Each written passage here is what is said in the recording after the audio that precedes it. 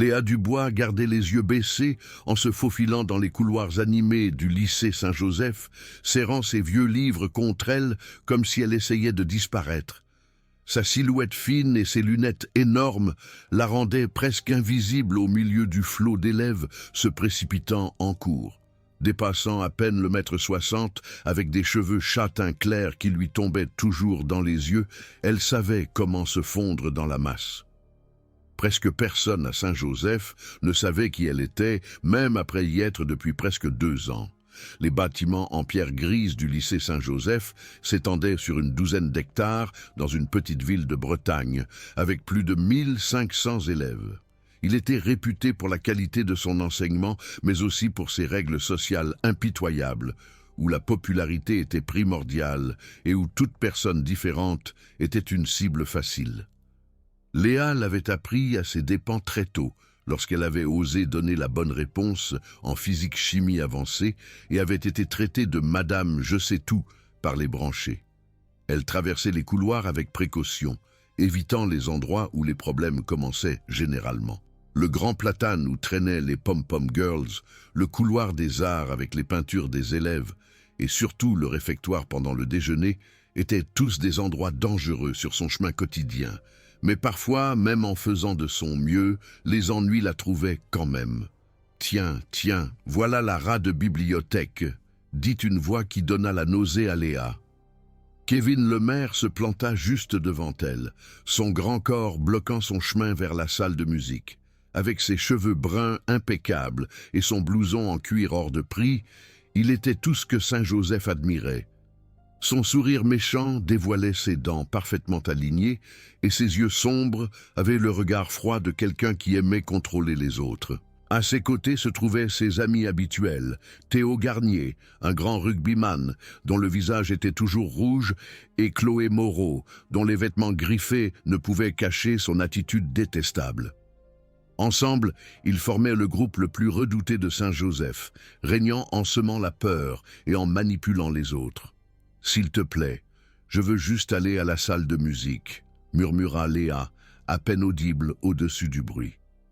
Elle essaya de contourner Kevin, mais il la bloqua à nouveau, s'amusant. « La salle de musique, quelle barbe !» dit Chloé, sa voix stridente comme des craies sur un tableau noir. « Tu vas encore t'entraîner, tu ne fais jamais rien d'amusant, comme les gens normaux. » Théo fit craquer ses doigts bruyamment. « Peut-être qu'on devrait l'aider à s'amuser un peu, pour une fois. Qu'est-ce que tu en penses, Kevin ?» Léa sentit son cœur battre vite, mais elle essaya de rester calme. Les paroles de sa mère lors de ses cours de danse classique lui revinrent en mémoire. « Garde ton équilibre, reste concentrée, sois forte. » Elle étudiait la danse classique et la danse contemporaine depuis l'âge de 6 ans, s'entraînant dur au centre culturel. Sa mère, une ancienne danseuse, lui avait appris que la vraie force venait de la grâce et de la capacité à bouger, et non de la frime. « Je ne veux pas d'ennui, » dit-elle doucement, en reculant d'un petit pas. Elle savait qu'elle pourrait probablement leur échapper rapidement, mais montrer ses compétences ne ferait qu'empirer les choses. Sa mère lui avait toujours dit d'éviter les combats si possible, et elle avait promis de n'utiliser son entraînement qu'en cas de réelle nécessité. Des ennuis, qui a parlé d'ennuis? Le sourire de Kevin s'élargit alors que de plus en plus d'élèves se rassemblaient, espérant voir quelque chose d'intéressant. « On est juste amicaux, pas vrai, les gars ?» La foule autour d'eux était un mélange de curieux et d'indifférents. Certains élèves sortirent leur téléphone, voulant filmer ce qui allait se passer. D'autres regardaient simplement comme s'ils assistaient à un spectacle. Monsieur Martin, le professeur d'histoire de Léa, passa devant eux, mais ne sembla rien remarquer, comme la plupart des professeurs qui avaient appris à ignorer les choses pour éviter les problèmes. « Tu devrais peut-être essayer de sourire, » dit Chloé avec douceur. « Tu as toujours l'air si sérieuse et bizarre. C'est déprimant de te regarder. » Les commentaires continuaient alors que Léa restait immobile, réfléchissant à ce qu'elle devait faire. Elle pouvait se défendre et s'échapper, mais elle deviendrait alors une cible pour tous les durs de l'école qui voudraient la défier. Elle pouvait en parler à quelqu'un, mais cela ne ferait qu'empirer les choses puisque l'école ne ferait rien. Ou elle pouvait simplement faire avec, comme elle le faisait depuis le début, en espérant qu'il finirait par s'ennuyer et la laisser tranquille. « Regardez-la, elle reste juste plantée là », dit Théo à voix haute. « Je ne pense pas qu'elle écoute même. Tu es sourde ou juste stupide ?» La sonnerie retentit et les élèves se précipitèrent vers leur prochain cours. Kevin s'inclina d'un air moqueur avant de s'éloigner avec ses amis, laissant Léa seule dans le couloir vide. Elle attendit que ses mains cessent de trembler avant d'aller à la salle de musique où elle passa le déjeuner à essayer de s'entraîner tout en repensant à ce qui s'était passé. Cela dura des semaines. Il l'arrêtait dans les couloirs, faisait des commentaires sur ses vêtements lorsqu'elle passait devant leur table au réfectoire, ou la poussait accidentellement assez fort pour faire tomber ses partitions par terre. Chaque fois, c'était suffisamment insignifiant pour qu'un professeur ne le remarque pas, mais ensemble, ces incidents faisaient que Léa avait peur tout le temps. Les choses empirèrent lors d'une mauvaise rencontre au théâtre. Léa essayait de récupérer son écharpe dans son casier lorsqu'elle se retrouva seule avec eux. Le théâtre était vide, à l'exception de quelques accessoires dans un coin, et il semblait plus audacieux parce qu'ils étaient seuls. « Tu sais quel est ton problème ?» dit Kevin, appuyé contre les casiers. « Tu penses que tu es meilleur que tout le monde. Tu te balades ici comme si tu étais si gracieuse, comme si le reste d'entre nous était inférieur à toi. »« Ce n'est pas vrai, » dit Léa, mais sa voix était faible. « Ce n'est pas vrai ?» Chloé s'approcha, ses bottes chères claquant sur le sol. « Alors pourquoi tu ne parles jamais à personne ? Pourquoi tu agis toujours comme si tu étais trop bien pour être sociable ?» Les mots blessaient parce qu'ils étaient en partie vrais. Léa restait effectivement à l'écart, mais pas par arrogance. Sa mère lui avait appris à être observatrice, à regarder et à écouter avant d'agir, et des années d'entraînement l'avaient rendue naturellement discrète.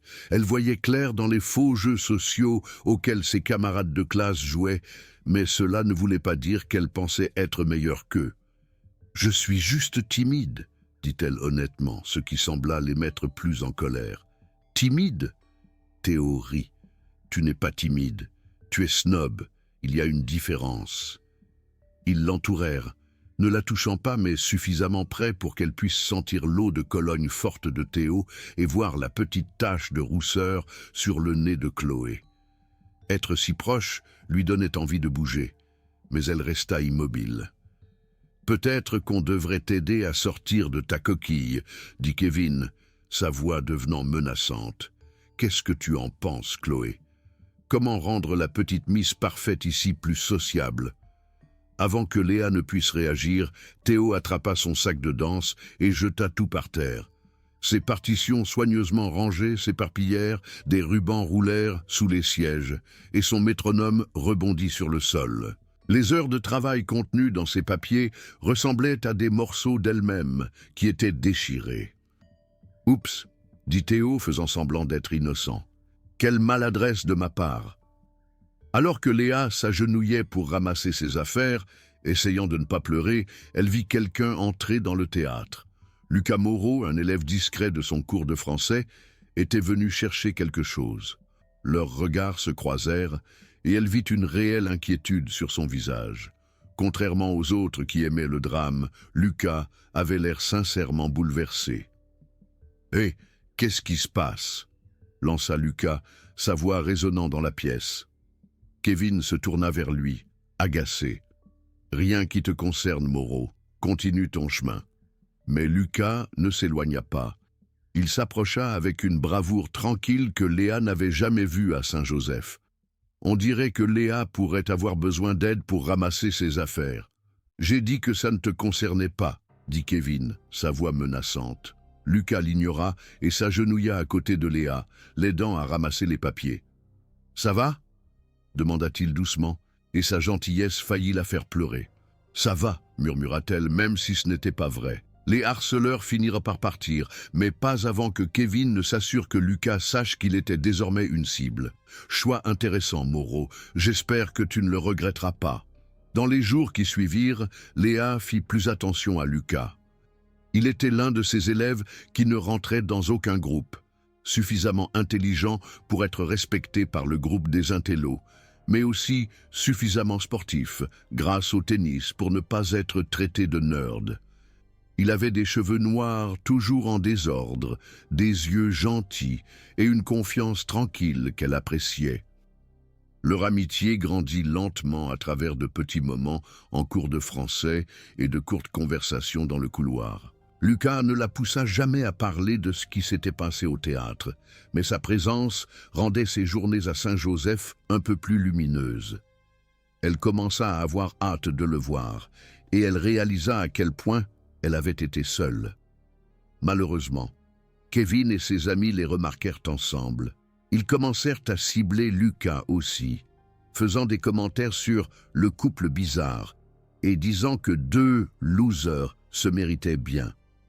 La pression augmenta à mesure que le temps se refroidissait.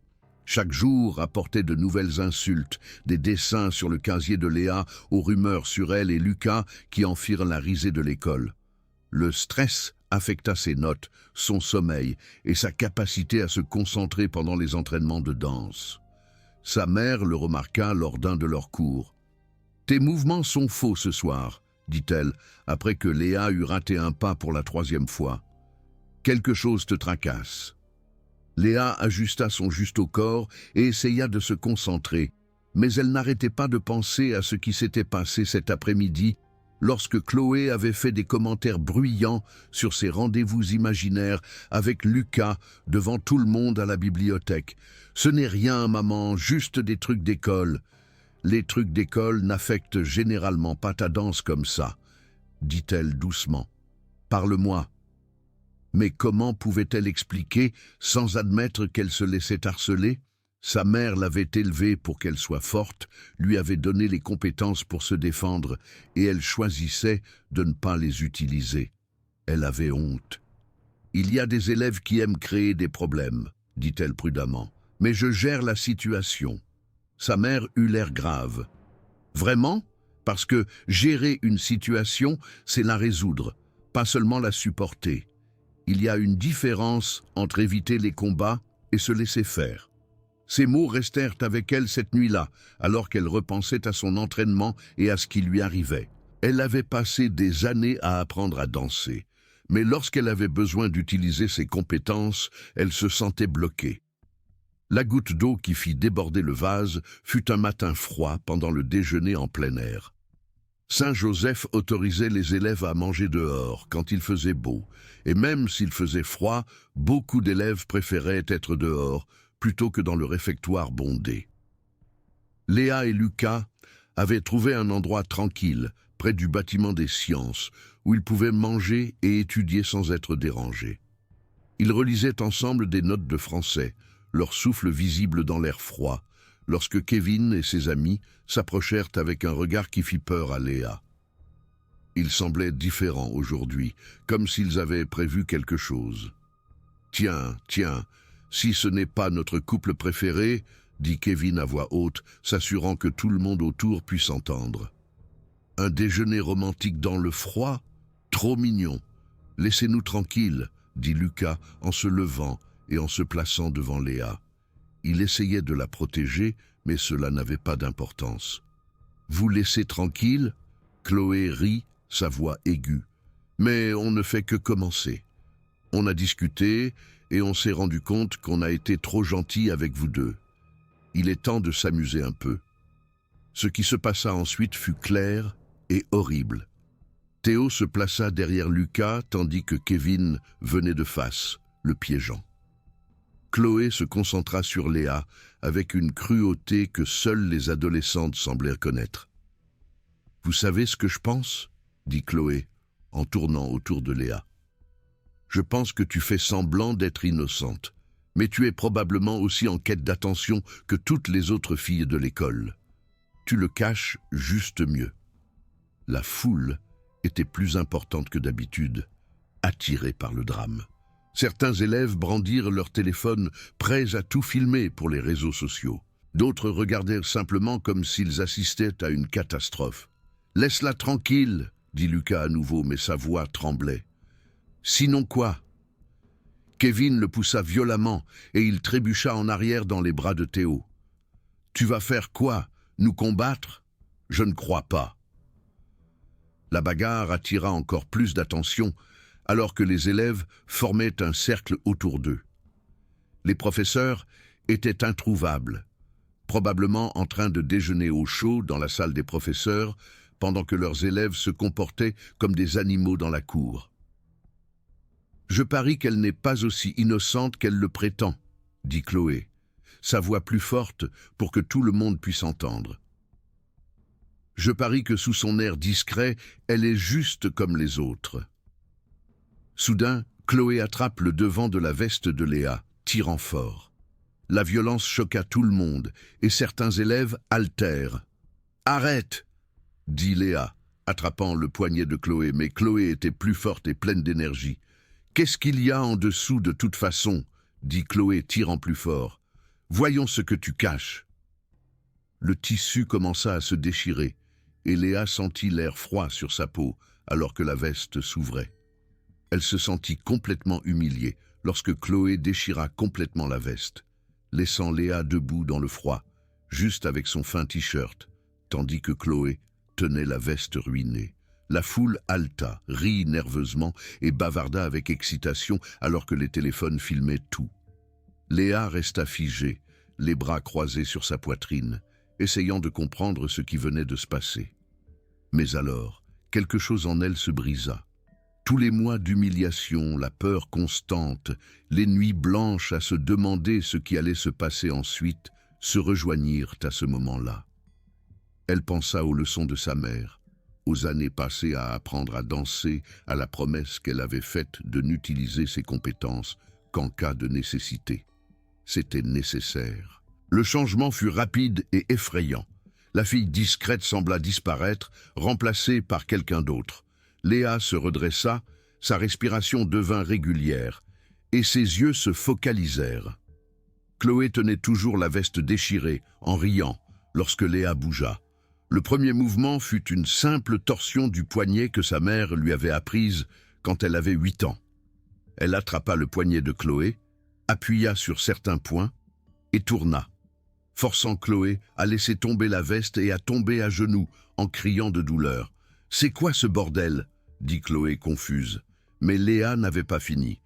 Des années à retenir sa colère se déversèrent dans des mouvements qu'elle avait pratiqués jusqu'à ce qu'ils soient automatiques. Elle lâcha le poignet uniquement pour attraper le bras de Chloé et le tordre dans son dos, causant de la douleur, mais pas de dommages graves. « Arrête! Tu me fais mal !» cria Chloé, sa voix perçant la foule. Les élèves regardaient en silence.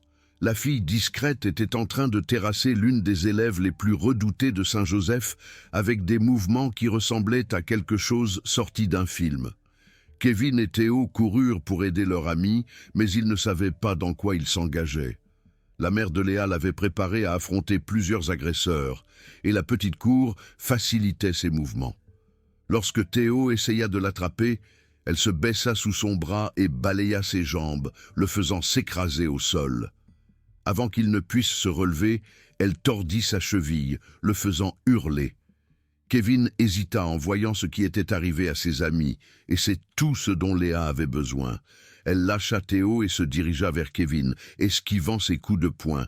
Elle dévia son coup sauvage, puis le frappa à l'estomac, le faisant se plier en deux. Pendant qu'il était penché, elle attrapa son cou et serra, coupant son air et le forçant à se mettre à genoux à côté de ses amis vaincus. Tout s'était passé en moins d'1 minute, mais cela avait semblé des heures à la foule stupéfaite. Les 3 harceleurs étaient maintenant agenouillés sur le sol froid, blessés, et regardant la fille qu'ils avaient tourmentée avec incrédulité. Léa se tenait au-dessus d'eux, respirant régulièrement. L'entraînement de sa mère l'avait préparée à cela, mais rien n'aurait pu la préparer au sentiment de se défendre enfin. « S'il te plaît, » dit Kevin, essayant de respirer. « On est désolé. On ne savait pas. »« Ne saviez pas quoi ?» demanda Léa doucement, sa voix claire.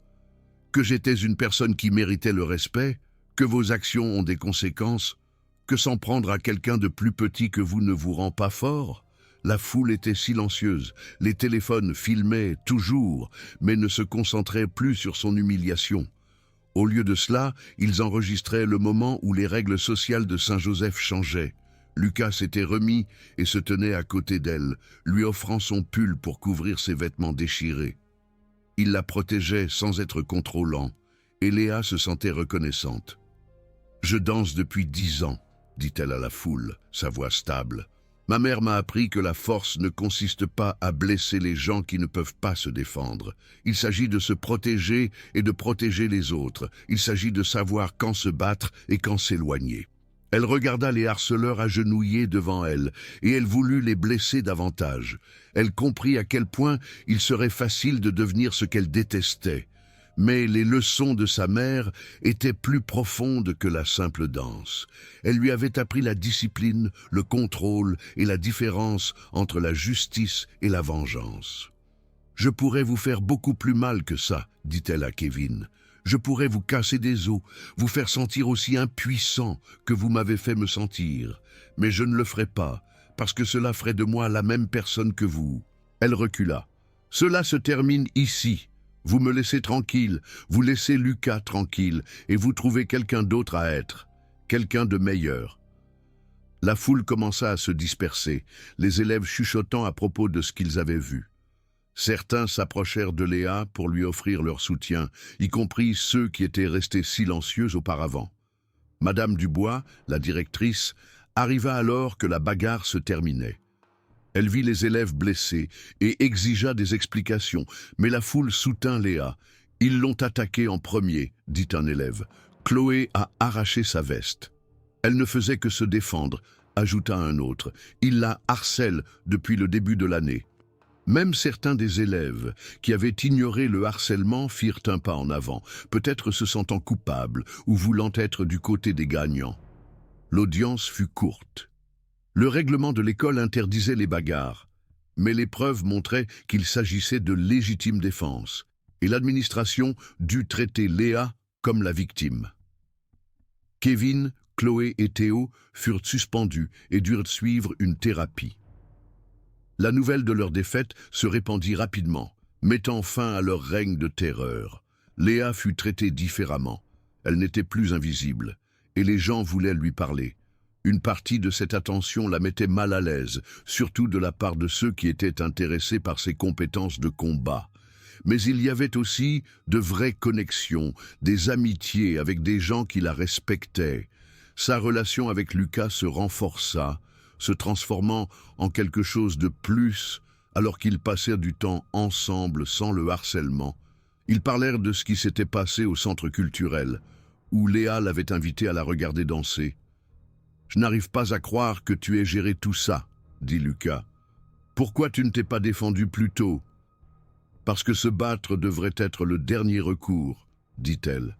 « J'espérais qu'il s'ennuierait, j'espérais pouvoir trouver une autre solution. » Et maintenant, Léa réfléchit. Maintenant, je sais que parfois les gens ne comprennent que la force, mais je sais aussi que la force sans contrôle n'est que du harcèlement. Sa mère les rejoignit, portant ses vêtements de danse. « Je suis fière de la façon dont tu as géré la situation, » dit-elle. « Pas seulement la bagarre, mais le contrôle dont tu as fait preuve. Il aurait été facile de laisser la colère te contrôler. Je voulais leur faire plus mal, dit-elle. J'ai compris pourquoi les gens deviennent des harceleurs. Le pouvoir est agréable. Cette compréhension te rendra plus forte, dit sa mère. Pas physiquement, mais mentalement. Le vrai test n'est pas de savoir si tu peux battre quelqu'un de plus faible, c'est de savoir si tu peux faire preuve de miséricorde. Les semaines qui suivirent apportèrent une nouvelle réalité à Saint-Joseph. L'incident lança des conversations sur le harcèlement et les règles sociales. Certains élèves se dressèrent contre les harceleurs, inspirés par Léa. Kevin et ses amis avaient changé. Ils n'étaient plus arrogants et ils évitaient Léa. Le plus grand changement se produisit lors d'une assemblée scolaire en janvier, lorsque Kevin s'approcha de Léa. La plupart des élèves étaient partis, laissant l'auditorium vide. « Léa, dit-il doucement, Je peux te parler. Elle le regarda avec méfiance, Lucas se tenant à proximité, mais acquiesça. Je voulais m'excuser, dit Kevin. Pas seulement pour ce jour-là, mais pour tout, pour avoir rendu ta vie misérable sans raison. Léa regarda son visage et vit un réel regret. Je ne sais pas pourquoi j'ai fait ça, continua-t-il. Peut-être parce que ça me donnait un sentiment de puissance, ou parce que tout le monde s'attendait à ce que j'agisse comme ça, ou parce que je gérais mes propres problèmes. Aucune de ces raisons n'est une excuse. Merci d'avoir dit ça, dit Léa, mais les excuses n'effacent pas les dégâts. Je sais, je voulais juste que tu saches que je comprends que ce que j'ai fait était mal, et que j'essaie de m'améliorer. J'ai parlé au conseiller, et j'apprends des choses sur le harcèlement. Je n'y avais jamais vraiment pensé avant. La conversation était maladroite, mais elle était importante. Pas un pardon, mais une reconnaissance et la possibilité d'un changement. Alors que le printemps arrivait, Léa pensa à combien sa vie avait changé. La fille timide semblait être une personne différente, remplacée par quelqu'un de confiant et de respecté. Elle avait appris à équilibrer sa discrétion avec la capacité à se défendre. Sa relation avec Lucas s'était transformée en quelque chose de réel, construit sur le respect. Ils étudiaient ensemble, s'entraînaient ensemble et parlaient de leurs projets d'avenir. Elle avait appris que la vraie force ne consistait pas à battre les autres, mais à savoir quand se battre et quand faire preuve de miséricorde. Les leçons de sa mère lui avaient donné les outils pour se défendre, mais sa propre morale l'avait empêchée de devenir une harceleuse. Par une chaude journée de mai, elle était assise dans la cour où sa transformation avait commencé, observant de nouveaux élèves. Certains avaient l'air perdus, tout comme elle l'avait été, et elle avait envie de leur tendre la main. Son parcours lui avait appris que tout le monde mérite le respect. Cela lui avait montré que se défendre ne nécessite pas d'être cruel, et que la vraie force vient du fait d'aider les autres. Les harceleurs avaient appris que les actions ont des conséquences, et qu'il existait une autre façon d'être. Les spectateurs avaient appris que leur silence les rendait coupables, et beaucoup avaient trouvé le courage de s'exprimer. Léa avait appris que parfois la plus grande victoire consiste à aider ses ennemis à devenir de meilleures personnes. La fille timide était devenue une leader, non pas par la violence, mais par le courage, le contrôle et la compréhension que la vraie force ne réside pas dans le fait de causer du tort, mais dans le fait de choisir de ne pas le faire.